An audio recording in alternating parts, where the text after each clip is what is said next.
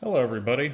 Today we got a Pioneer 1420 that I just got in the mail, and I kind of just want to go through it and clean up the parts. Not really going to do anything crazy as far as the mechanics on this, but it's not a common saw where I'm at. I figured I'd show it off a little bit.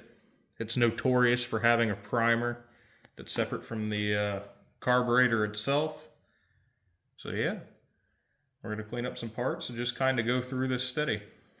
So when I got this, it did not have a muffler. It's right here. Normally there's a muffler. It's similar to like what a P42, P41, or P40 series saw would have. I might have one floating around here actually. But yeah, I don't have that. I don't have the gasket. So that's on the list already for getting ordered. I'm still up in the air whether I want to try and make my own. I have plenty of room out here, plenty of real estate. I might just go ahead and do that if I have the time. As you can see, you know, I start one thing, I'm working on the next thing. I get sidetracked pretty easy, so we'll see how far this actually goes. Yeah, I saw a couple, videos on YouTube of people running these saws, and they're antiques. They're not auto oilers. They have manual oilers. And I really like how antique saws run. So actually, let me go. I did disassemble it somewhat. I do have the starter assembly right here. I took it off because I was just, seeing if it was locked up. When I did get it, it was seized, but it was only seized because of rust in the cylinder. It wasn't seized because it was locked up or ran lean. Unfortunately, that means the rings are probably stuck and I don't have compression.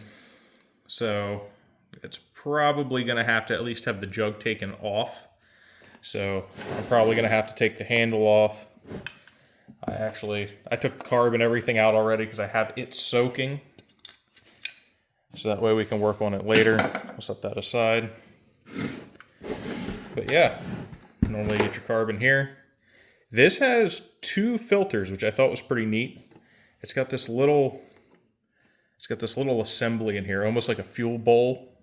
I don't know if you can see that super well. But basically the hose comes in, it comes to a centerpiece, and then it basically comes out through the bowl, and then you would have your carb. Here's the top half right here. So it actually has a screw that goes through it, and then this is what would go to the carburetor. All these hoses are probably older than I am, so they will too be getting replaced. Luckily I have reels of it. So that's that. Over here, at least on this side, everything looks like it's here. I had to clear out some webs when I first took this out. There were no living spiders in this thing, so I didn't have any resonance. The coil and the flywheel, very rusty. Not as far as the aluminum, but the actual magnet portion. Yeah, it does turn over. I have a weird concoction of transmission fluid and some WD-40 up in the cylinder, trying to get that to free up a little more. Just kind of break down any of the stuff. The gas tank was full of corrosion. It's not leaking yet that I know of. I filled it up with some gas. It's basically going to be waste at this. It's going to be waste fuel at this point. Cap's in good shape actually. Aside from there's a little rub mark at the top. I don't know what that's about. Maybe somebody tried to brake clean it or something. But this is actually painted on here. 16-to-1 mix for the time. It'd probably be more like a 40-to-1 mix now. Maybe a 32-to-1 if you wanted to play it safe, just to make sure it doesn't hand grenade. But yeah, tank's in overall good shape. There's been no patches, no nothing. I really like the full wrap handles on these saws. Bucking spike looks like something that somebody made at home. Other than that, yeah, I mean, you got your clutch cover, clutch spins free. I don't know if it engages. I don't know how the spring is. It's just overall very messy right now. I haven't really taken the time to scrub any of this. But I have the mixture over here in this bucket. I got a little bit of car wash and wax, about the cheapest stuff I can get. Because honestly, all we're doing is taking this down to the metal. We're not trying to, at least I'm not trying to restore it now. So, there's that. But yeah, I don't really have any major plans with the saw. I'm not going to do anything crazy that requires port work or anything like the other saw. This one would get slapped back together for time's sake. I'd rather cut with this than have it sit on the shelf. But yeah. So yeah, we'll get to work. Something that I did note that was a little weird, or at least different, on this saw, the oil tank is down here. So this section right here where you would set your saw down usually takes the most abuse when you're out in the woods, anywhere, even in the shop. It's sitting on a floor, it's corroding, you know, it breaks down basically. And when it breaks down, you're doing repairs. As far as, you could do JB Weld, you could put it back together. I know some people red coat theirs.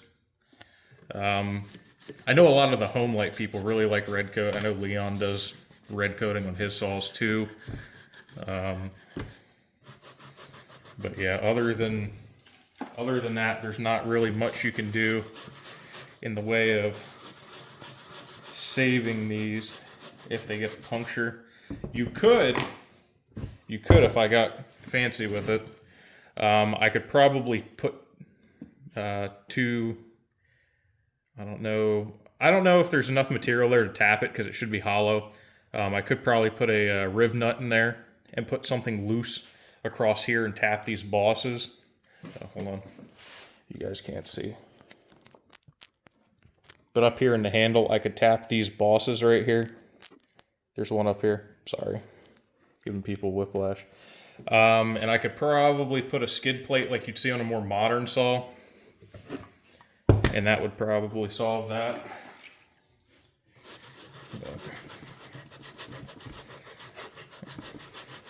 I'm not a fan of these, what is this? It's like a mint green. They came in, I think, 2 different colors that I know of, according to I forget what it's called. There's a website online that you can go to and you look up a bunch of you can find like a glossary or a directory for old saws, and they have a dark green, like a really dark forest green saw, and I think it looks awesome. And then you have this mint olive green saw, which I'm not a huge fan of. Although, if you are cutting in the woods, it's a little harder to lose your nice mint colored saw as opposed to your dark leaf tree green colored one. So there's that going for it. I'm hoping, so there's this oiler pipe here. As I'm uncovering it, I'm really hoping it doesn't have holes in it. If there's been no oil pushed through it in a while, you'll get moisture and you'll get holes inside of it. It'll rot. I think it's just like the equivalent of a brake line. I could rebend one. I could make another one. But I'd rather not. I don't know what the thread is on this. I'm just unfamiliar and I'm learning as I go. So the less we have to disturb, the better. But I don't know what all this is. If it's like, it feels like sap. It's very hard. It doesn't want to come off all that well. Yeah, like right here. You can see you can kind of push it up and off, but it doesn't want to scrape very well. I'm going to see if I have a plastic razor blade somewhere. Let's see.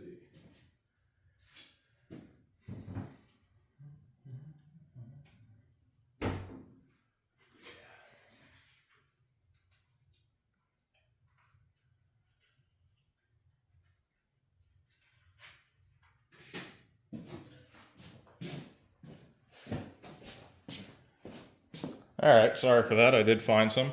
If you can get these, I shouldn't say if you're going to be cleaning saws, these plastic razor blades are amazing. They really won't hurt anything.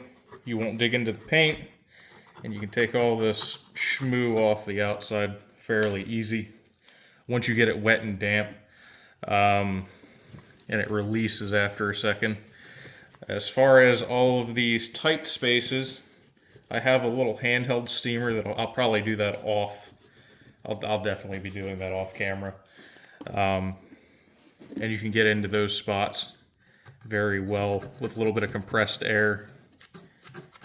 And the steam helps this release too. Aside from that, if anybody happens to own one of these, I would be really interested in knowing what size bar fits this. I mean, as far as the lug studs, like what pattern works, if I'm going to have to adapt it to like a still bar, or what avenue I'm going to have to take. You know, whatever makes it the easiest to get something put together and in the wood. I know vintage and easy don't go together. It's usually a trial of patience and time, but we do what we can while we have time.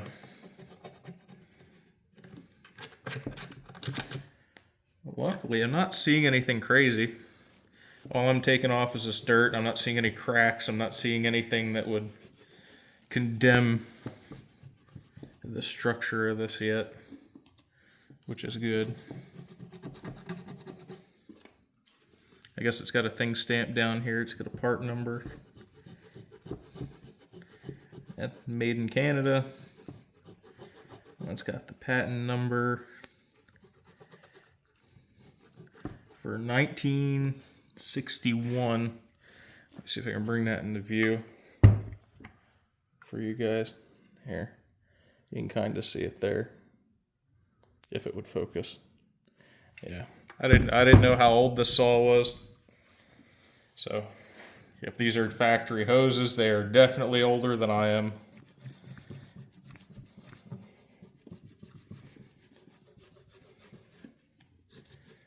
But,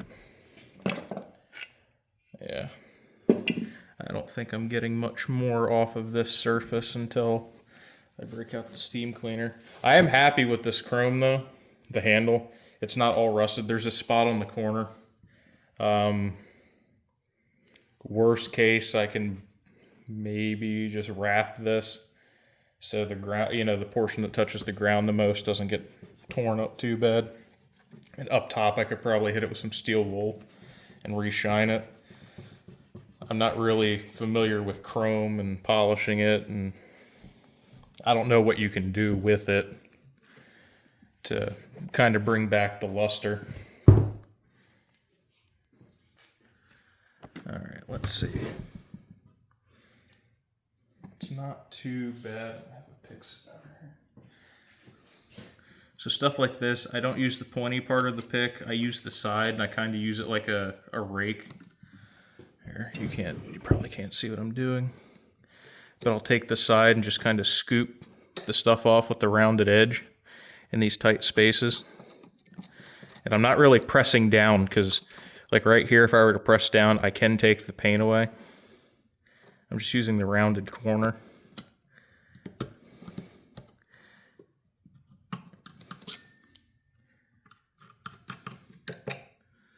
But yeah, if anyone has one of these running too, you're more than welcome. I'd love to see pictures of it. I'd love to see shorts. If you could post something of you cutting with it. I know other people have it, but there hasn't been a nice clear video on one of these in a long while from what I've seen. So I'd love to see something with a decent camera and yeah. Again, proper saw maintenance. I'm going to pull this handle. I'm going to blow all the fins out when I take the cylinder, the jug off.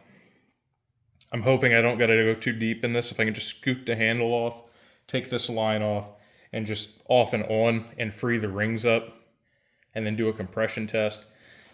Like I said, I don't know what the rings or the spec for any of this is.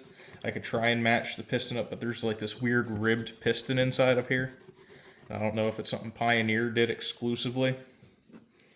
I don't have a light or else I'd show you. I really need to get a pen light. Here, let's see if I can scoot you closer. I might have something.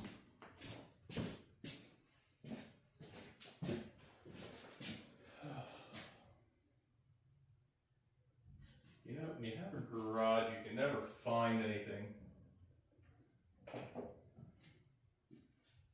Yeah, that's unfortunate. Yeah, unfortunately, I don't have a light handy, but inside the cylinder, yeah, there's no way I can get it to show up really well. Yeah.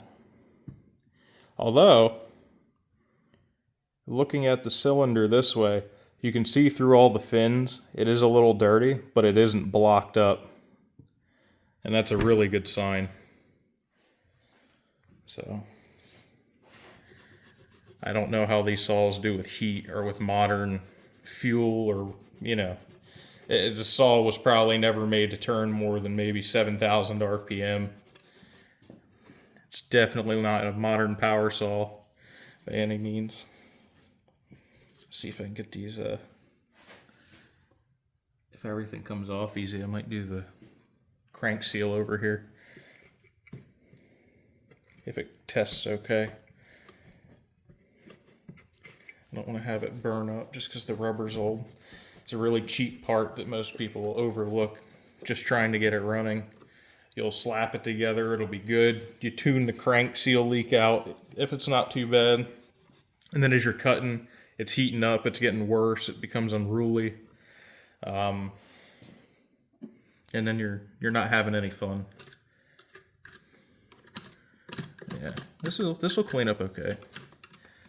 If anybody knows about sandblasting or has a preferred sandblaster, I would love to see that too. Or any information, I should say, if you could post it in the comments, because I'm kind of working off of a Harbor Freight one. The pickup clumps really bad. I got a vacuum in there to keep the pressure down, to keep it so you can see. I've done kind of all the little modifications you can do to make it better for yourself as far as quality of life, but I'm not super happy with it. The nozzle sometimes doesn't pick up all the time. You'll get clumps, like I said, in the feed tube and the line. You got to like shake it out, and then all of a sudden you have a ton of material getting removed and then not a lot, and it's inconsistent. I don't want to burn through any of these parts. I know you got to use glass beads or walnut shells, something that won't, cause a reaction with the material, with the metal. And then I think I'm going to put a couple coats of paint on it later down the road after I know it runs. And yeah, I'll just clear over it a couple of times. Hopefully that'll save it. I don't really know about paint that much either. Most of what I've done has come out of a rattle can, doing manifolds and other things. And it's held up okay, but nothing's been exposed to fuel and the oil like this would be. As soon as this starts running and you're oiling, this whole cover in here, this whole cover is just going to be, actually I can let this soak. The whole cover is going to be saturated like it is now in oil, and I don't want it to get this bad again because it's a lot of work to do this. So I think that's as good as this side's going to get without steam cleaning it, but it is a lot better. You can see here where like the sun hits it. I know there isn't a lot of light. There you go. There's like a line right where the cover is. So you have the fresher paint versus the oxidized paint on the inside. Yeah. So here's what I was saying about the tank. There's these spots right here. I might actually grind this down right here. Let me adjust the camera for you. Let's see. Right there. All right. So right on this ridge here, you see how it's all lumpy? I don't know if you can tell on camera. That picks it up better right there. But it's already starting to corrode, so I don't know if it was on a shelf and it got moisture to it. But you can hear this is catching the whole way, whereas like over here it just skates. It's smooth there, it's rough here. I'm gonna try like a thin layer of JB Weld and maybe go over the bottom of this just to build it back up a touch. I don't want that to get worse. Because like I said, it's an oil tank. I don't need to burn up a bar. It's just not good.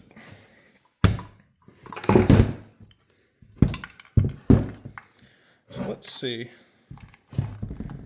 There's this weird wire here. I don't know if someone hung this or maybe had a tag on it. But the inside of this saw isn't that bad. This is cleaning up really nice. So if you don't have like a pine tree or something that's sappy, you really won't get that hard clumpy material like you get on the other side. That's almost exclusively from sap and tar and stuff sticking to it and then hardening.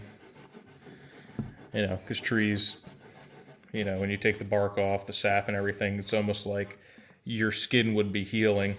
So it's meant to harden up and protect the tree.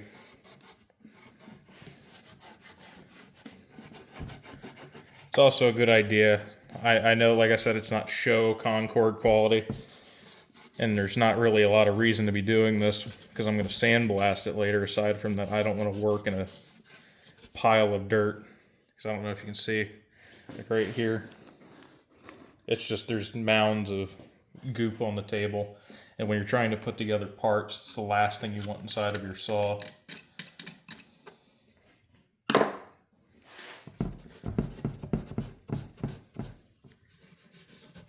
I will say, making the videos, it's definitely an acquired taste. I kind of got into it just to show a couple friends. You know, like I said in my channel information, I'm not doing this to make money or, you know, really, I'm not doing it at all for money. I'm just kind of putting these together just to A, catalog my own thoughts, B, look at the saws before, just to have a representation of what they were and what you can make something. And if anyone in the future gets one of these, even if I'm not a professional and I don't go through this, they'll have a reference for where the parts go. Like right here, you might pick up a saw, it might not have this screen. And, you know, you wouldn't know it's, granted most saws have a screen here, but you wouldn't know to get the part if you didn't have a reference. So just things like that. It's more so cataloging. And here's not bad. Just a little bit of grime up here, but I think most of the dirt's contained to the other side of the saw. So that's the oil pump right here. I was messing with it. I tried feeding transmission fluid through it. It's got enough lubricity to bring the seals back sometimes, but it can only do so much. The seals are, again, probably from the 60s, probably been sitting dry on a shelf for who knows how many years. I'm sure the crankcase inside of this saw is just as oddly corroded and not, you know, not cared for as the rest of this is. I think corrosion in the crankcase is probably one of the worst places to have it. Obviously, it'll impact its running, and you'll get spots that are rough. The fuel will pull. If you have that corrosion break off, it can try and go through the rings. Yeah, it's just not good. So if you can, I like to soak my cylinders in WD-40 at least to break the stuff loose, so when I take it apart, I can kind of excavate what I need and then work from there. That being said, I think I'm gonna set this here because I think that's as far as we're going with that. At least the main body of the saw for now. Move this stuff over here. goo.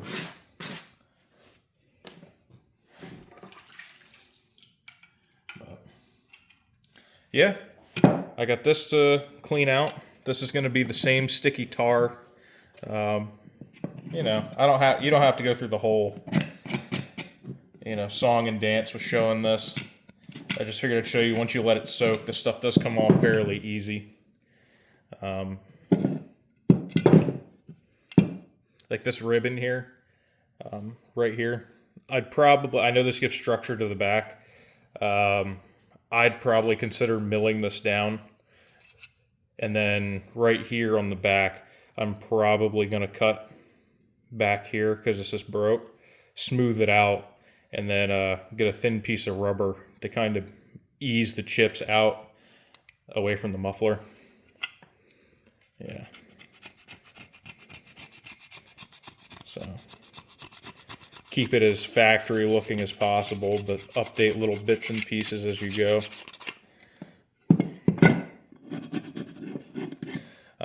People do use washers for these nuts to try and cut down on this.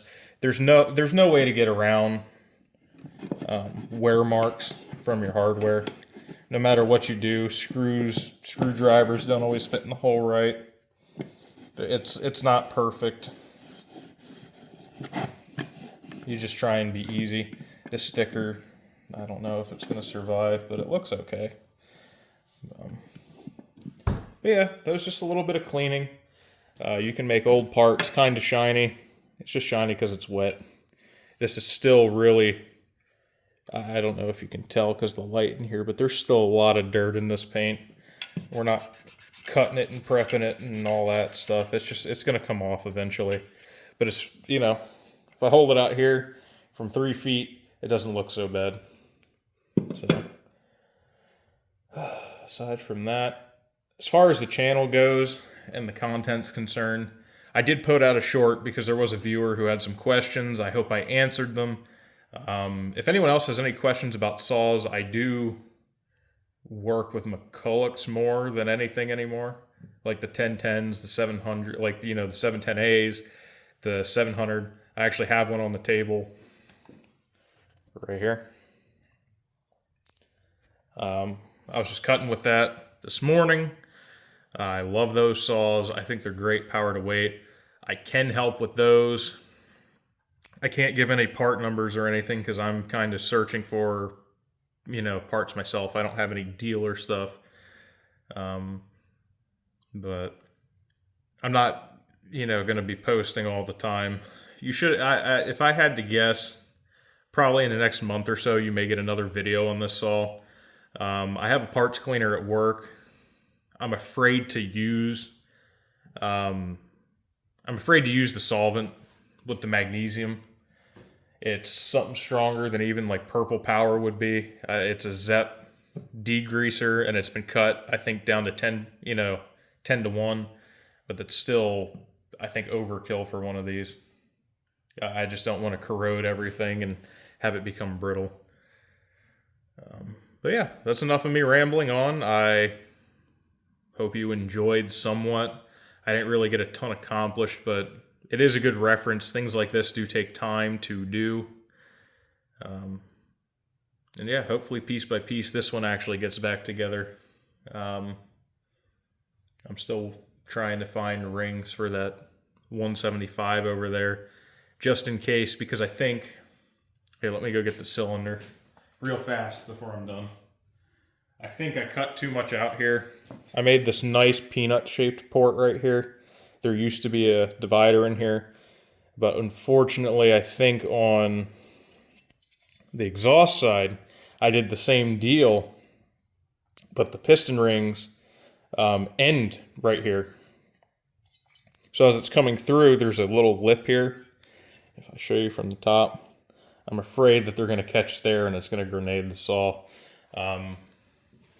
So I don't know what I'm going to do with that moving forward, but if anyone else has any ideas, I could buy another cylinder for it, or just another part saw and steal the cylinder, or just use that saw for parts and then fix one up, you know, whatever the case may be. again, just leave your ideas. So yeah, that's enough rambling with that. I hope you all have a good night. It's really nice to be out here and work on this stuff again. So I hope you all do the same and take care.